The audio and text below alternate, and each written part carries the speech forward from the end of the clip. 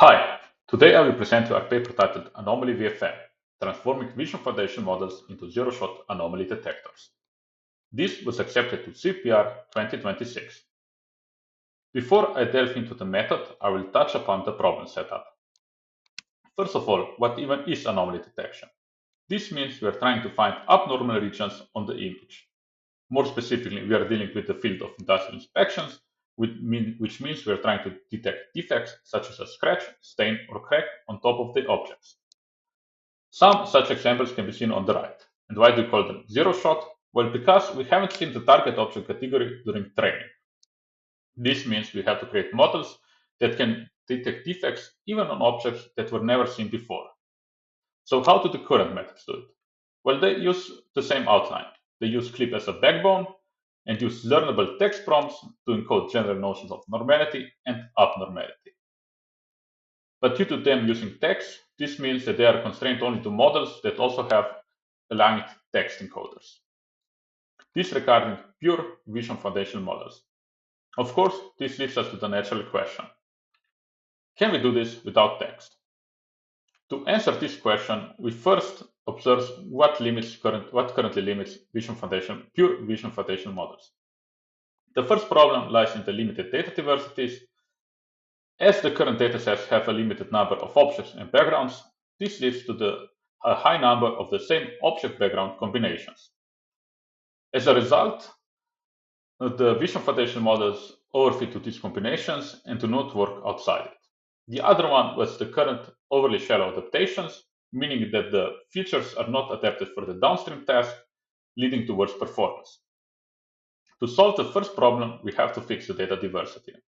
This can be done in two ways, either manually by collecting a lot of images, or as we have done it, synthetically by leveraging strong image generation models. Due to image generation models only requiring text descriptions, we can have a high object background variation. The pipeline to generate the image is as following. We first collected a list of 100 objects, 50 backgrounds, and defects for each object. In total, we had 204 different defects. We have collected them using an LLM. When we have the list, we first generate the anomalous free image just by simply prompting a pre-trained diffusion transformer, in our case, Flux. Once we have the anomalous free image, we can create the anomalous image by inpainting on top of it. To do so, we have first to select an anomalous region. In our case, we first extracted the foreground and then selected a rectangle on top of it. And we inpainted on top of this selected anomalous region. With this, we have the anomalous free and the anomalous image. But we have a very poor localizations of where the anomaly is. To improve upon this, we then calculate the final anomaly mask as the feature difference between the normal image and the defective image. With this, we are able to create a dataset with high data diversity.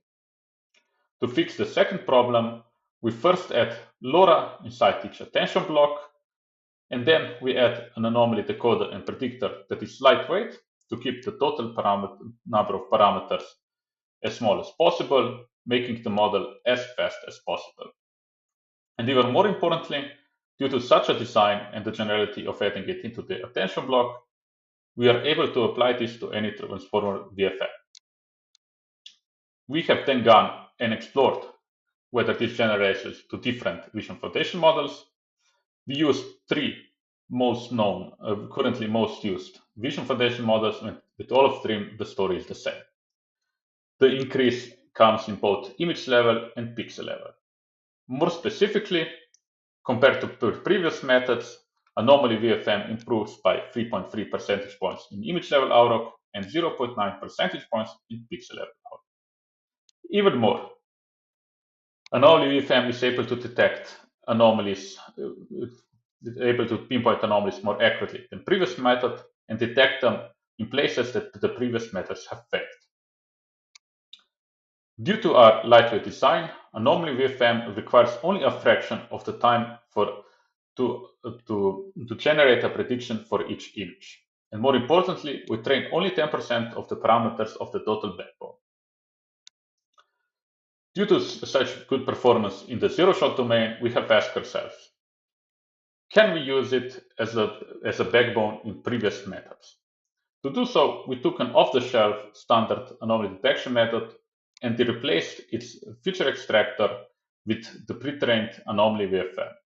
This leads to a high increase in performance, more specifically by 8.5% in image ROC, and can be used as a drop-in replacement. This leads us to believe that the Anomaly VFM is the next generation foundation model for anomaly detection. Thank you for your attention. Here you have the QR codes to go to either the project page or to my personal page.